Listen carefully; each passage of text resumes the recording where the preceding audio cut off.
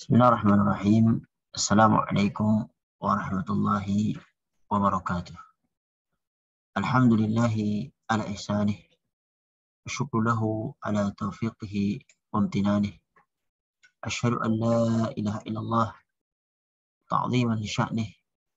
Asyhadu anna Muhammadan abduhu wa rasuluhu da'iyan ila ridwanih. Salawatullahi alaihi wa ala alihi wa ashabihi wa ikhwanih. Qala ta'ala يا أيها الذين آمنوا اتقوا الله حق تقاته ولا تموتن إلا وأنتم مسلمون. اللهم علمنا ما ينفعنا وانفعنا بما علمتنا وزدنا علما يا رب العالمين. Amma ba'du. Segala puji bagi Allah Subhanahu wa taala yang telah mempertemukan kita pada kesempatan yang berbahagia ini. Masih kita bersama program Tafsir Juz 30 yang mana pada kesempatan kali ini kita masuk ke surat Ad-Duha. Sebelum kita masuk ke tafsir ringkas dari surat ini, kita baca dulu surat Ad-Duha. A'udzu billahi minasy syaithanir rajim.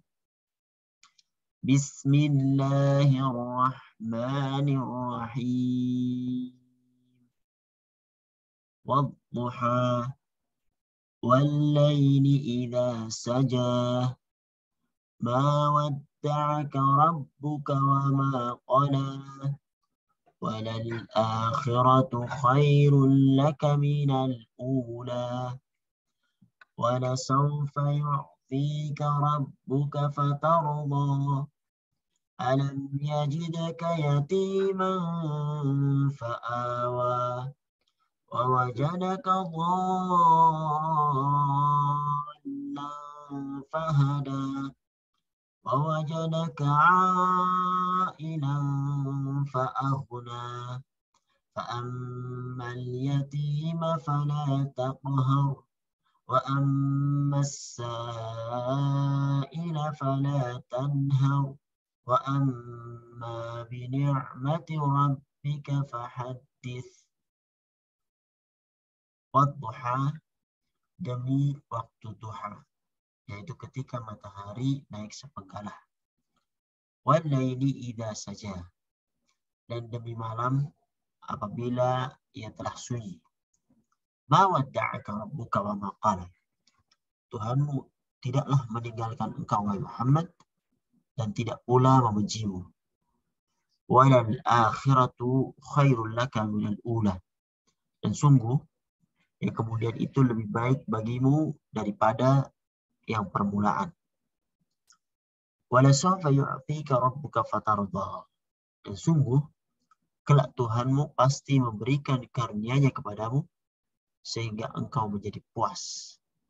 Alam yajidka yatiman fa'awa, bukankah dia mendapatimu sebagai seorang yatim, fa'awa, lalu dia melindungimu, wa wajadaka dhallan fahada, dan dia mendapatimu sebagai seorang yang bingung, lalu dia memberikan petunjuk, wa wajadaka 'ailan fa'aghna, dan dia mendapatimu sebagai seorang yang kekurangan, fa'aghna, lalu dia memberikan kecukupan.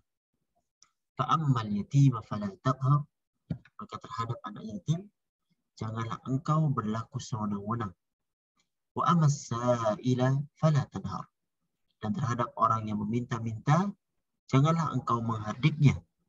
Wa amma bi ni'mati rabbika fahaddits, dan terhadap nikmat Tuhanmu hendaklah engkau nyatakan dengan bersyukur.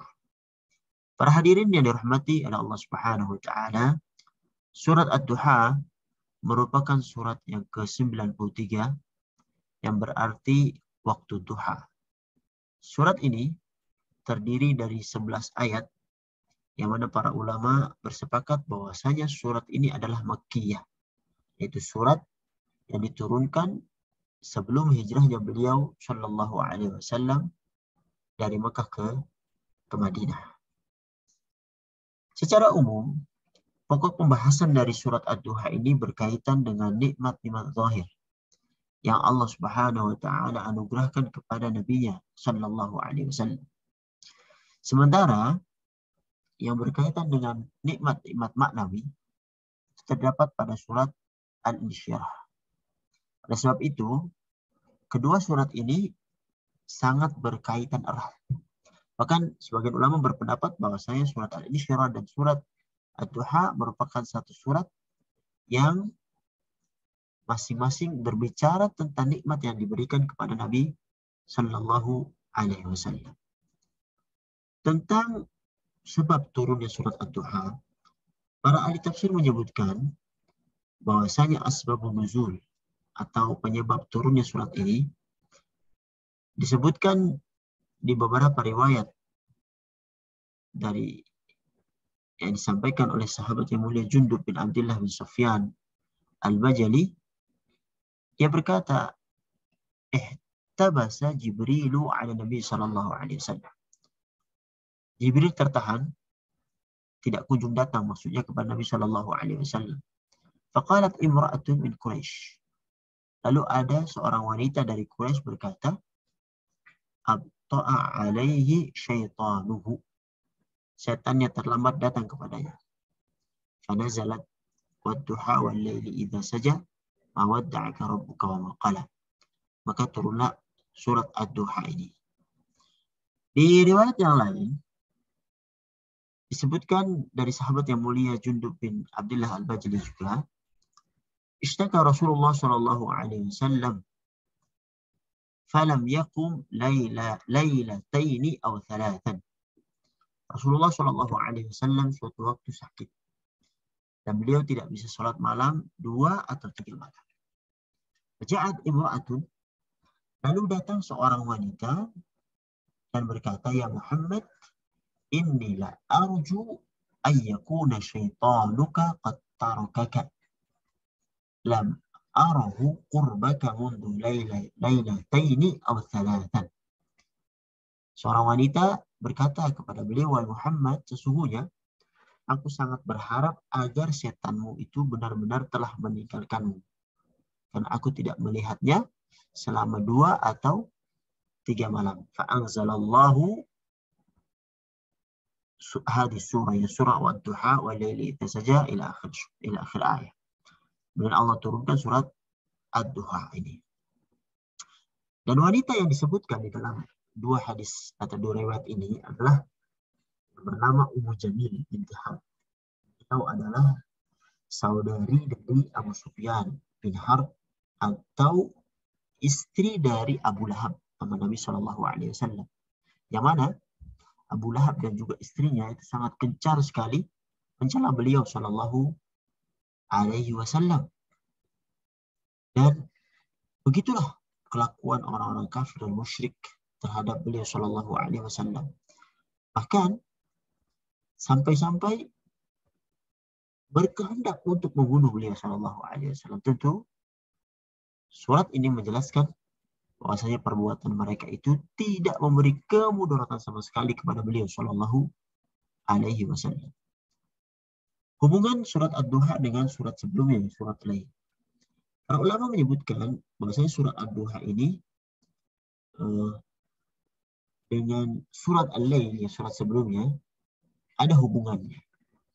Bahwasanya surat Al-Lail itu turun berkenaan sahabat yang mulia Abu Bakar radhiyallahu anhu yang berkorban mengeluarkan hartanya membebaskan budak yang lemah seperti misalnya Bilal bin Rabah dan budak-budak yang lainnya yang disiksa, dan dengan sedekahnya ini Allah Subhanahu wa taala meridainya.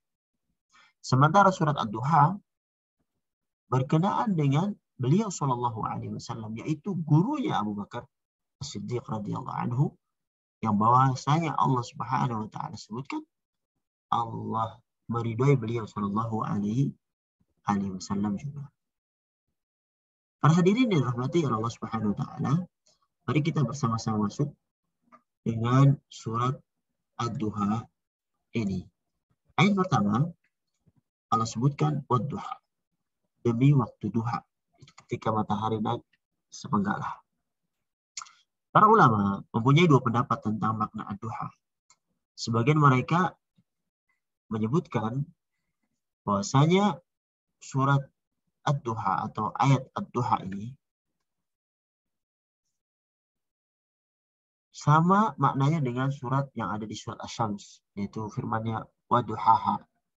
Yang mana pendapat pertama menyebutkan ad-duha maksudnya adalah an-nahar kullu, yang maksudnya siang, keseluruhan siang dari pagi sampai siang. Itu namanya ad-duha. Mereka berdalil dengan ayat setelahnya ketika Allah sebutkan wadduha wal laili idza saja. Demi malam yang apabila telah sunyi. Ya Allah bersumpah dengan malam, berarti lawannya adalah siang, sehingga ad-duha diartikan dengan an-nahar, yaitu demi siang dari pagi sampai siang full. Ini bisa kita jumpai misalnya di ayat yang lain, penyebutan duha dengan dimaknai dengan makna siang. Seperti misalnya di firman Allah Subhanahu wa taala Quran surat Al-A'raf ayat 97 sampai 98, afa amina ahlul qura ay ya'tiyahum ba'suna bayatan wa hum na'imun. Maka apakah penduduk negeri itu merasa aman dari siksaan Allah yang datang pada malam hari ketika mereka sedang tidur? Awa amina ahlul qura ay ya'tiyahum ba'suna duha wa hum yal'ab. Atau apakah penduduk negeri itu merasa aman dari siksaan kami yang datang di waktu duha, yaitu waktu siang hari ketika mereka sedang bermain. Para ahli tafsir berpendapat bahwa duha pada ayat tersebut maknanya adalah siang. Pendapat yang kedua menyebutkan bahwasanya maksud ad-duha yaitu waktu duha. Jadi bukan siang full, melainkan waktu duha itu. Mereka berdalil seandainya Allah Subhanahu wa taala bersumpah dengan siang, pasti Allah katakan wadduha. Enggak perlu mengucapkan wadduha.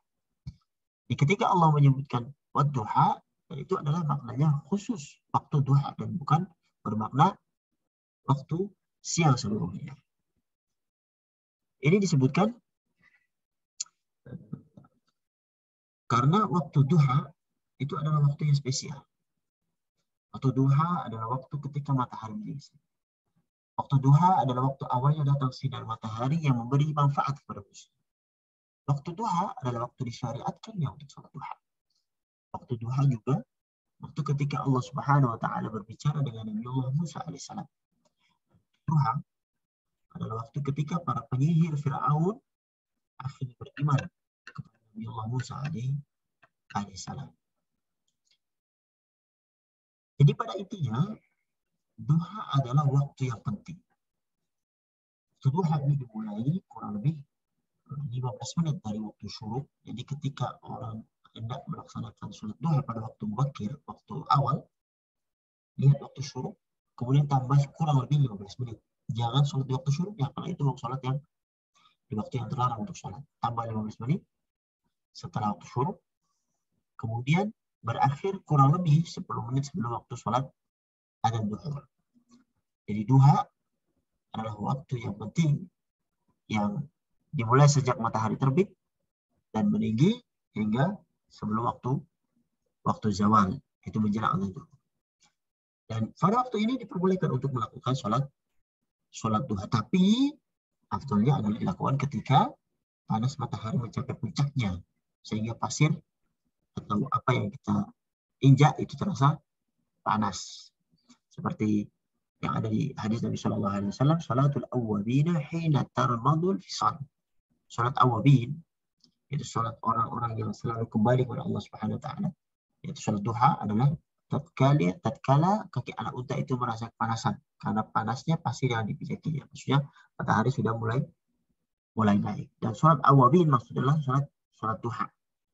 Dalam hadis yang diriwayatkan oleh Ibnu Khuzaimah dan Al-Hakim, disahihkan oleh Imam Al-Albani di As-Sahihah, la yuhafidhu ala salati duha illa awwab.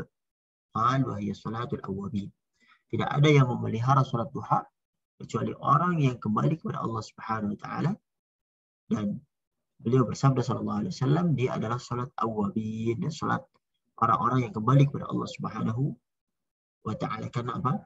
Karena pada waktu duha adalah orang-orang itu sedang sibuk, sedang berada di puncak aktivitasnya.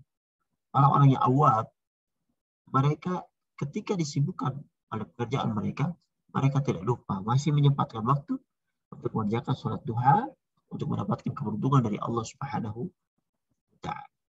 Ayat yang kedua, Allah sebutkan wal-laili idza saja, dan demi malam apabila telah sunyi. Imam Tabari menyebutkan beberapa tafsiran salaf tentang ayat ini.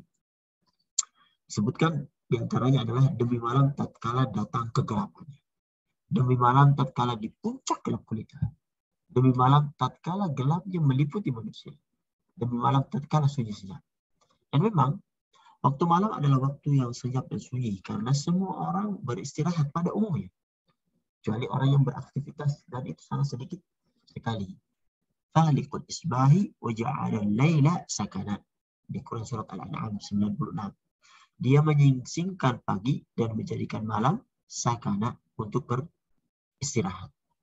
Dan pada ayat kedua di surat Al-Lail telah disebutkan bahwasanya waktu malam adalah anugerah dari Allah Subhanahu wa Ta'ala sebagai pakaian dan ketenangan yang alangkah baiknya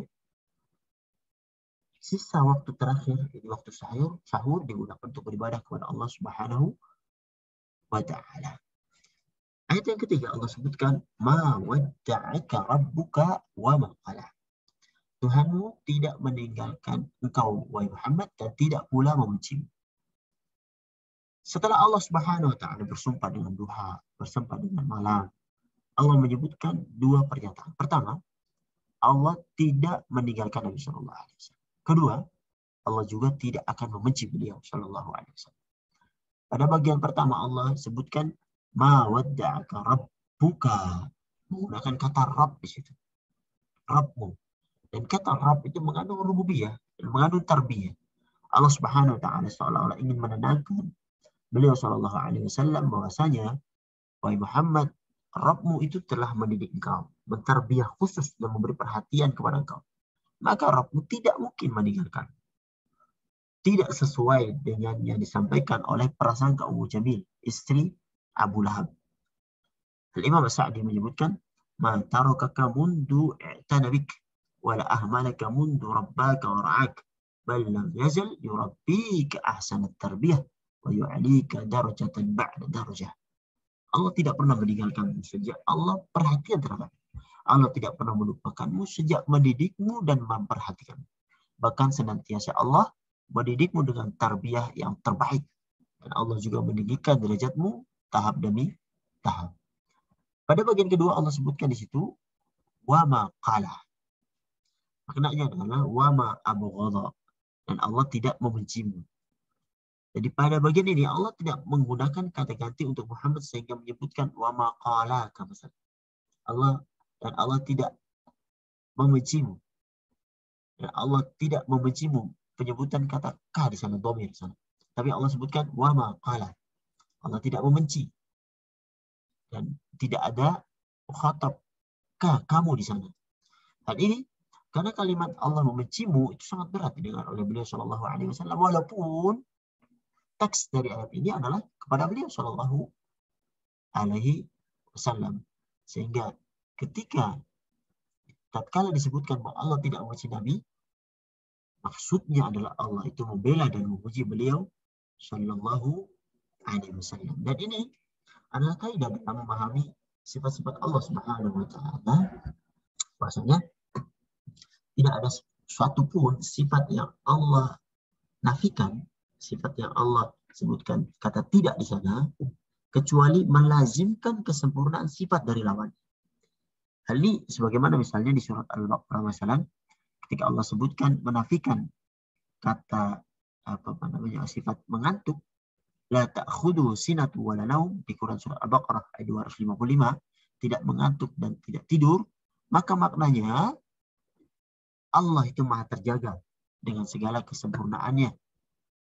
Demikian pujian kepada Allah Subhanahu wa Ta'ala dengan menetapkan lawan dari sifat yang diingkari atau dinafikan demikian tersebut. Jadi pada ayat ini Allah menafikan sifat benci kepada beliau Shallallahu Alaihi Wasallam.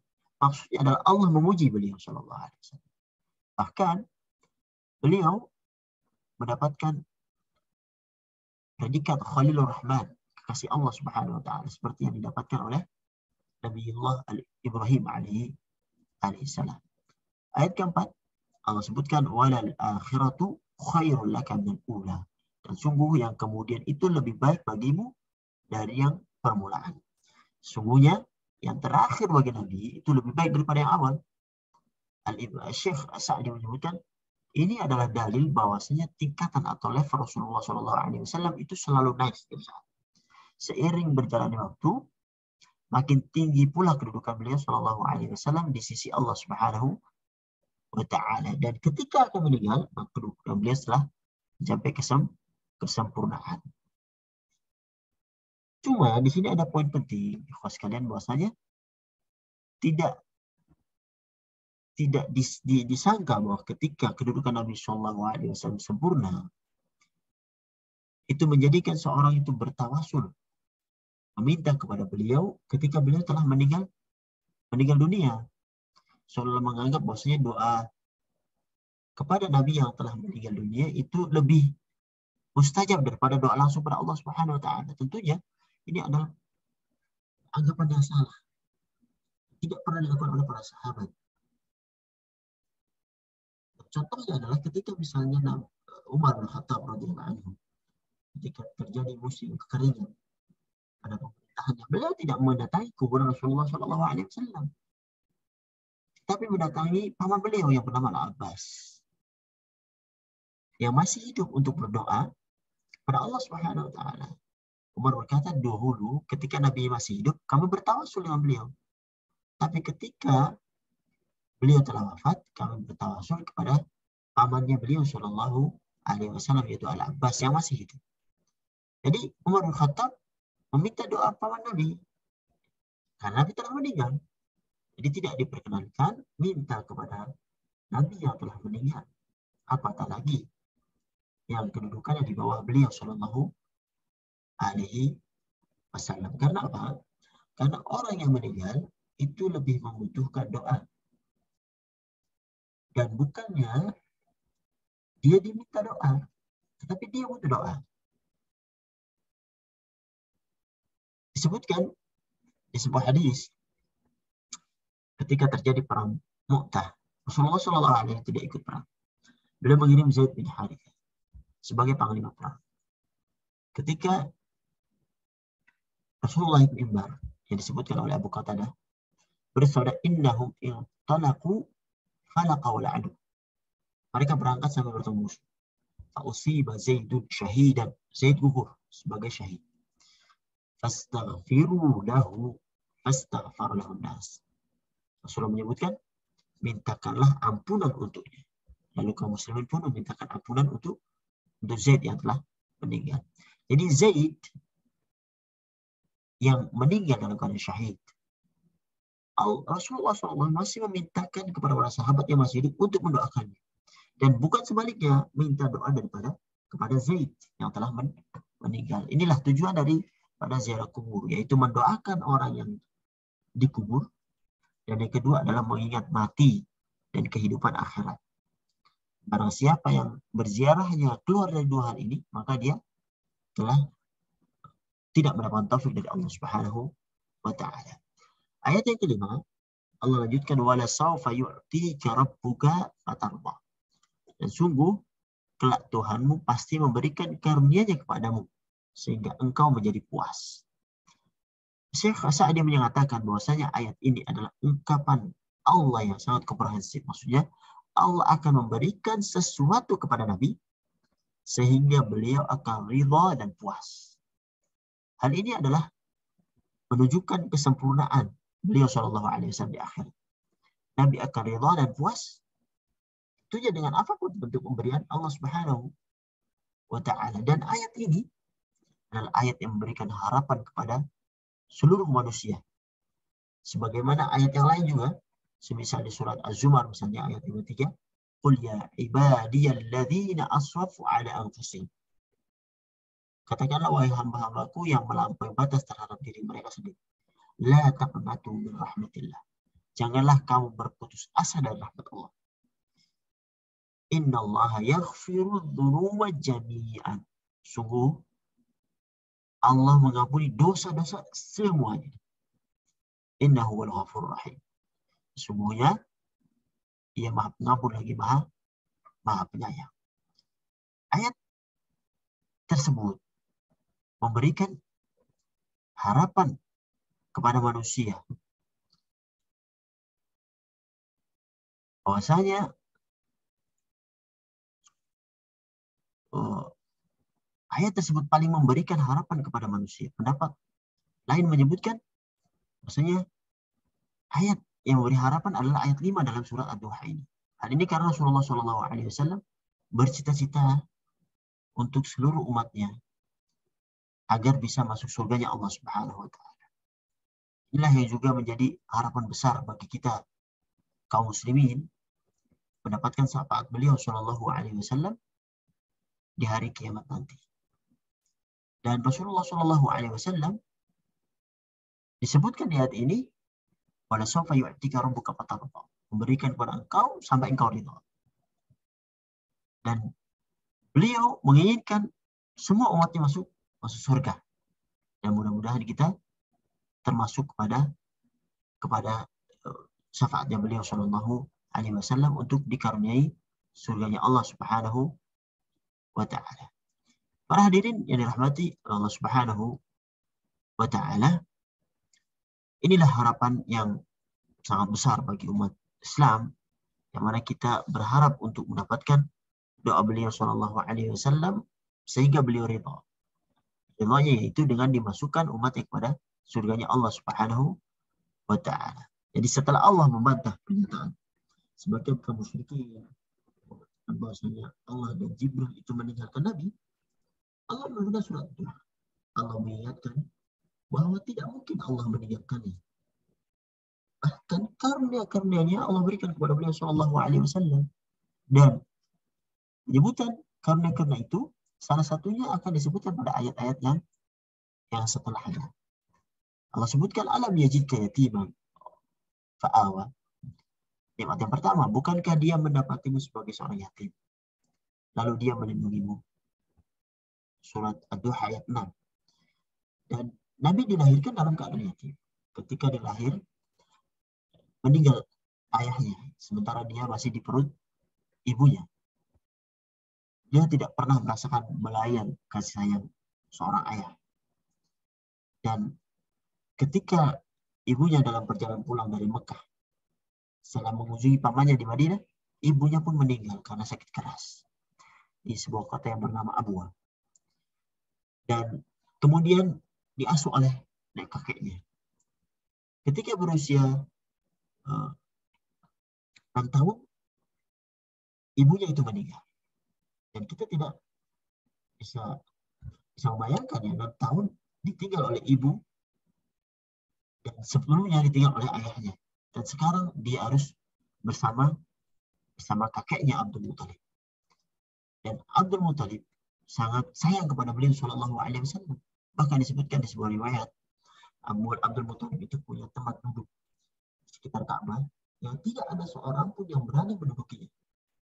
Tetapi tidak demikian untuk beliau sallallahu alaihi wasallam yang masih kecil. Dipersilahkan dan tidak dimarahi untuk duduk di tempat duduknya kakeknya di Abdul Muthalib. Tapi apa? Allah Subhanahu wa taala dengan hikmahnya, pada umur 8 tahun kakeknya pun meninggal. Kemudian beliau diasuh oleh paman yang bernama Abu Talib. Dan ini menunjukkan bahwasanya Allah Subhanahu wa taala tidak meninggalkan beliau sallallahu alaihi wasallam. Alam yajidka yatima fa'awa, bukankah dia mendapatimu sebagai seorang anak yatim, lalu dia melindungimu, yaitu dengan dijaga oleh Allah Subhanahu wa taala dengan perantaraan hamba-hamba. Nikmat yang lain, wa wajadaka dhallan fahada. Dia mendapatimu sebagai orang yang bingung, orang yang dhal, lalu dia memberi petunjuk.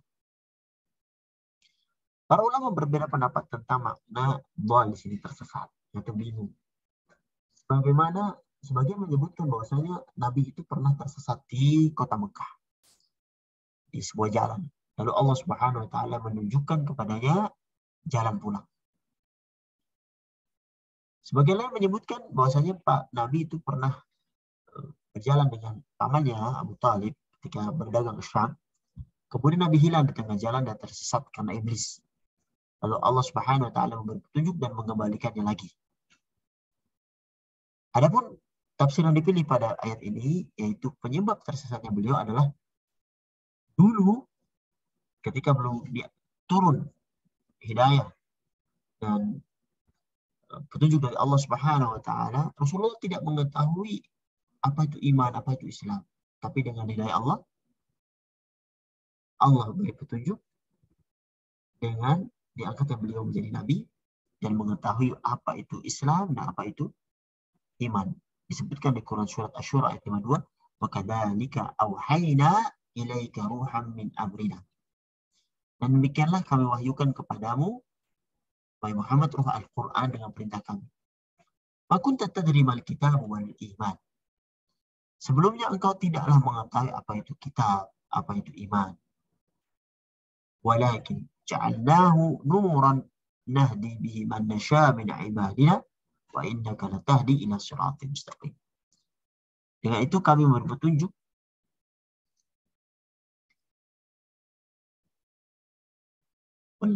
mal kitab wal iman walakin ja'alnahu nuran. Tapi kami jadikan Al-Quran itu nuran, cahaya. Dan dengan itu kami memberi petunjuk siapa yang kami kehendaki dari hamba kami, wa innaka latahdi ila siratal mustaqim. Sungguh engkau benar-benar membimbing manusia kepada jalan yang lurus. Jadi Nabi telah mengetahui bahwasanya kaumnya sebelum dia menjadi Nabi itu dalam kesesatan, kesyirikan, kemaksiatan. Lalu beliau pergi ke Gua Hira untuk meninggalkan mereka sejenak. Jadi yang dimaksudkan bahwasanya Nabi di sini adalah belum mengetahui cara beribadah kepada Allah Subhanahu wa taala. Beliau masuk ke Gua Hira dalam keadaan bingung, tidak mengetahui apa yang harus dilakukan. Lalu Allah memberikan hidayah kepada beliau, menurunkan surat Al-Alaq, mengajari beliau bagaimana beribadah kepada Allah Subhanahu wa taala dengan petunjuk dari Allah Subhanahu wa taala. Nikmat yang lain Allah sebutkan di ayat yang ke-8, wa wajadaka 'ailan fa'aghna. Dan dia mendapatimu sebagai seorang yang kekurangan, lalu dia memberikan kecukupan. Pada awal Nabi Muhammad SAW dalam keadaan miskin. Meskipun beliau menumpang kepada pamannya Abu Talib, tapi Abu Talib juga miskin. Banyak anaknya. Oleh karenanya, Nabi bekerja menggembala kambing untuk hasilnya itu bisa membantu dirinya dan pamannya. Kemudian beliau bekerja kepada Khadijah, berdagang, dan akhirnya beliau menikah dengan Khadijah yang kaya raya ini, yang rela nantinya akan mengorbankan seluruh hartanya untuk Islam. Dan beliau juga dipertemukan dengan sahabat yang mulia, yang kaya raya, Abu Bakar Siddiq, yang juga mengorbankan seluruh hartanya untuk Islam.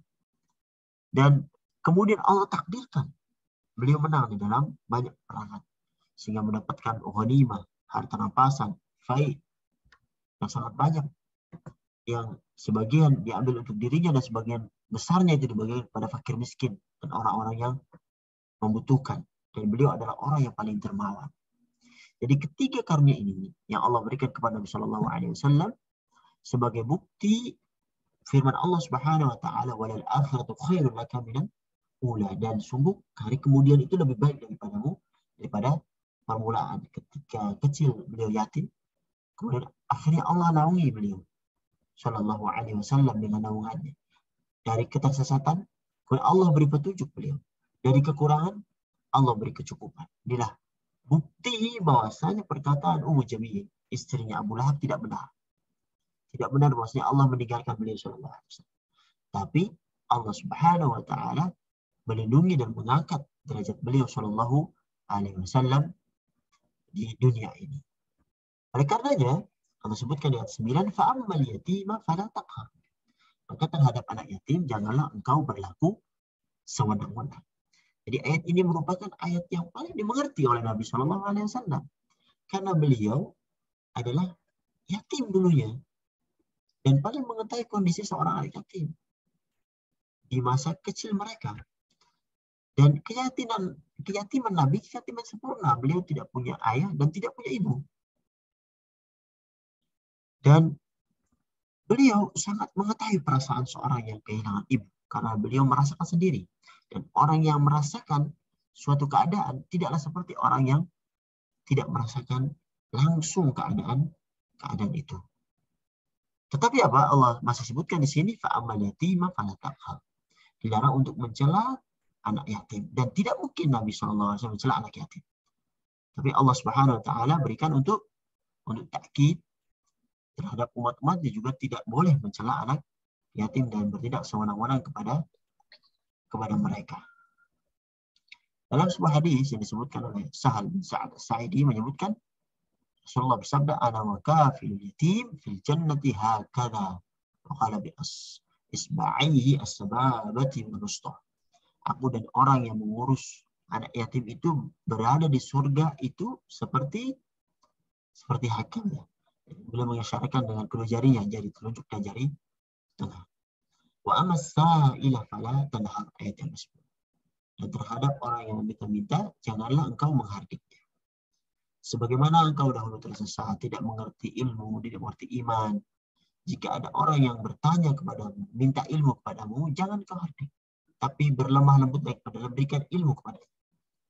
Ini adalah peringatan kepada para da'i, para ulama, agar bersabar terhadap orang yang bertanya dan kepada murid-muridnya, agar bisa bersabar terhadap kelakuan mereka. Karena sebagian orang mungkin kurang tahu akan adab bertanya. Kadang-kadang pertanyaan yang kadang-kadang mengganggu seorang dai dan ulama karena kejahilan mereka, dan ini harus dihadapi dengan sabar. Ulama yang lain menyebutkan bahwasanya ayat ini fa'amassa'ila fala tanhar maksudnya adalah umum, bukan hanya berkaitan dengan pertanyaan ilmu saja, tapi umum, minta apa saja. Orang yang minta-minta, janganlah engkau hardik ketika engkau tidak mampu untuk memberinya, maka katakanlah kata-kata yang elok, kata-kata yang halus apabila tidak mampu untuk memberinya. Dan sifat ini itu yang diamalkan oleh beliau Shallallahu Alaihi Wasallam. Beliau tidak menghardik dan tidak mencela orang-orang yang meminta. Bahkan disifati oleh para sahabat, annahu la yaruddu sa'ilan. Nabi Shallallahu Alaihi Wasallam tidak pernah menolak orang yang meminta kepadanya, apalagi meminta. Disebutkan oleh Anas bin Malik di sebuah hadis yang diriwayatkan oleh Imam Muslim, masu'ila Rasulullah Shallallahu Alaihi Wasallam al-Islam syai'an illa a'ta. Tidaklah Rasulullah Shallallahu Alaihi Wasallam diminta sesuatu demi untuk masuknya Islam seseorang kecuali diberikan. Maka faqal faja'a rajul, disebutkan sebuah riwayat, datang seorang yang datang kepada Nabi Shallallahu Alaihi Wasallam, sa'ala Nabi Shallallahu Alaihi Wasallam ghanaman baina jabalain, meminta kambing 10 lembar. Kemudian diberikan oleh Nabi Shallallahu Alaihi Wasallam ghanaman baina jabalain, kambing sebanyak lembah. Faraja ila qaumi, kemudian dia kembali kepada kaumnya mengatakan, ya qaum aslimu fa inna Muhammadan yu'ti ata'an la yakhshal faqah. Baik kaumku, masuklah kalian berislam, sungguh Muhammad memberi sesuatu tanpa takut kemiskinan sama sekali. Nabi Shallallahu Alaihi Wasallam tidak hanya memberikan kepada kaum muslimin, bahkan memberikan kepada non-muslim untuk menarik hati mereka agar masuk kepada Islam. Dan orang yang meminta kambing sepenuh lembah tadi itu kemudian masuk Islam dan juga mendakwai kaumnya untuk masuk Islam. Diriwayatkan di riwayat yang lain, seorang sahabat yang dulunya benci kepada Rasulullah Shallallahu Alaihi Wasallam, kemudian Rasulullah Shallallahu Alaihi Wasallam ketika menaklukkan kota Mekah, Rasulullah Shallallahu Alaihi Wasallam pergi bersama kaum muslimin untuk bertempur dalam perang Hunain. Ketika Allah memenangkan agamanya, memenangkan beliau Shallallahu Alaihi Wasallam di kaum muslimin, pada hari itu Rasulullah memberikan 100 ekor unta kepada Safwan bin Umayyah, lalu 100 ekor unta, lalu 100 ekor unta lagi, 300 ekor unta. Padahal dia belum masuk Islam. Sampai-sampai dia mengatakan, wallahi laqad a'tani Rasulullah sallallahu alaihi wasallam ma a'tani wa innahu la abghadun nas ilai fama bariha yu'tini hatta innahu la habbun nas ilai. Demi Allah, Rasulullah SAW itu telah memberikanku semuanya. Padahal ia orang yang paling aku benci. Tapi Nabi terus memberikan. Hingga akhirnya ia adalah orang yang paling aku cintai. Dan beberapa kisah ini menunjukkan kepada kita bahwasanya Nabi SAW benar-benar mengamalkan firman Allah Subhanahu Wa Taala, wa masaila fala tanhar, terhadap orang-orang yang meminta, janganlah engkau mengharjiknya. Dan ayat terakhir menyebutkan wa amma bi ni'mati rabbika fahaddits, dan terhadap nikmat Tuhanmu hendaklah engkau nyatakan dengan bersyukur. Ada 3 pendapat tentang makna nikmat di sini. Yang pertama, maknanya adalah nikmat kenabian. Itu nyatakanlah atau serulah manusia untuk mengikuti atau mengimani kenabian. Nikmat yang kedua, pendapat yang kedua maksudnya adalah nikmat Al-Quran. Ini yaitu bacakanlah Al-Quran kepada manusia. Pendapat yang ketiga menyebutkan nikmat maksudnya nikmat secara umum. Nikmat apa saja? Baik nikmat kenabian, nikmat Al-Quran, dan nikmat-nikmat yang lainnya. Dan pendapat yang ketiga ini secara bahasa sangat didukung sekali. Firman Allah Subhanahu wa taala, wa amma bi ni'mati rabbika fahaddits. Ni'mati rabbik, ada isim mufrad yang diidhofahkan kepada isim ma'rifah. Dan menurut kaidah usul fiqh, kalimat ini ni'mati rabbika memberikan arti umum. Oleh sebab itu, meskipun ni'mah menggunakan isim mufrad tunggal, tapi kata tersebut bermakna nikmat Allah secara keseluruhan. Setiap hamba adalah selalu mengingat atau menyebut nikmat Allah Subhanahu wa taala yang diberikan kepadanya, baik nikmat agama ataupun nikmat dunia. Al-Imam As-Sam'ani menyebutkan dalam tafsirnya ada 2 cara untuk mengamalkan menyebut nikmat. Pertama, dengan menunjukkan rasa syukur. Yang kedua, hadits, yang menceritakan kepada orang-orang yang thiqah, orang-orang yang terpercaya, yang amanah. Dan demikian salah satu bentuk menyebut nikmat Allah adalah bersyukur dengan nikmatnya. Hal ini tentunya berbeda dengan sikap sebagian orang yang kufur kepada nikmat Allah Subhanahu wa taala. Mengesankan dirinya seolah-olah menjadi orang yang selalu kekurangan. Agar orang lain, maksudnya menunjukkan dia kekurangan itu agar orang lain itu tidak minta-minta dari harta yang Allah titipkan kepadanya. Ketika Rasulullah SAW melihat seorang memakai baju yang lusuh, beliau bersabda, فَإِذَا آتَاكَ اللَّهُ مَالًا فَلْيُرَ أَثَرُ نِعْمَةِ اللَّهِ عَلَيْكَ وَكَرَامَتِهِ. Jika Allah memberimu harta, hendaklah tampakkanlah wujud dari nikmatnya dan pemberiannya itu kepada dirimu. Jadi seorang hendaknya menambah niat Allah yang diberikan kepadanya. Tentunya ini bukan maksudnya untuk sombong, untuk bangga, untuk takabur, tapi yang sewajarnya saja. Jadi pakai pakaian yang bagus dan bersih, kendaraan yang wajar, dan bukan kendaraan yang mewah untuk sombong dan bangga, untuk saling berbangga-banggaan, saling takabur, bukan, tapi yang pantas itu. Jadi nikmat Allah ditunjukkan dalam kehidupan sehari-hari ini sebagai bentuk syukur pada Allah Subhanahu wa taala. Para ulama menyebutkan bentuk bersyukur juga dengan menyebut nikmat di dalam wujud melalui hati, rasa bersyukur dalam hati, lisan, anggota badan. Dengan hati kita mengingat dan mengakui bahwasanya semua nikmat itu dari Allah Subhanahu wa taala. Kita tidak punya andil sama sekali mendatangkan nikmat-nikmat tersebut. Sehingga kita tidak seperti Qarun yang dititipi banyak harta, tapi menyatakan bahwasanya dia dapat harta itu dari ilmu yang dia miliki. Setelah mengakui dengan hati, kita menyebutkan dengan lisan, ucapan alhamdulillah dan pujian-pujian yang lainnya. Dan salah satu dari bentuk bersyukur dengan lisan adalah menyebutkan kepada orang lain. Dan maksudnya orang lain di sini adalah orang yang terdekat dan orang-orang yang bisa dipercaya. Memberitahu maksud nikmat yang Allah berikan kepada dia, dan diberikan kepada orang-orang yang dipercaya, supaya apa? Menghindari dari orang-orang yang punya hasad, yang tidak menyukai apa yang nikmat yang Allah titipkan kepada kita. Itu adalah bentuk syukur dalam bentuk lisan. Tentunya harus di tanda kutip, tidak boleh di sana ada sombong, ria, dan pamer. Tapi ini dalam bentuk hadis, Sebutkan kepada orang-orang yang kita percayai. Kemudian kita tampakkan dalam anggota badan dengan memakai pakaian yang bersih, yang wajar, yang bagus, tidak bermewahan, tidak berlebihan. Dan itu adalah bentuk bersyukur pada Allah Subhanahu wa taala dengan anggota badan yang lebih utamanya adalah dengan sholat. Laksanakan sholat dengan tindak tanda perbuatan kita langsung pada Allah Subhanahu wa taala. Bukankah kita pernah mendengar hadis Aisyah yang mana Rasulullah Shallallahu alaihi wasallam itu sholat sehingga kedua telapak kakinya itu bengkak. Sampai Aisyah bertanya, kenapa engkau melakukan ini ya Rasulullah? Padahal Allah telah memberikan ampunan kepadamu atas dosa-dosamu yang telah lalu dan akan datang. Lalu beliau menjawab, afala akunu abdan syakura? Apakah tidak boleh aku termasuk hamba-hamba yang bersyukur? Dan begitulah. Seharusnya sikap seorang muslim ketika mensyukuri nikmat Allah, yang mensyukuri dengan hati, dengan lisan, dengan anggota badan.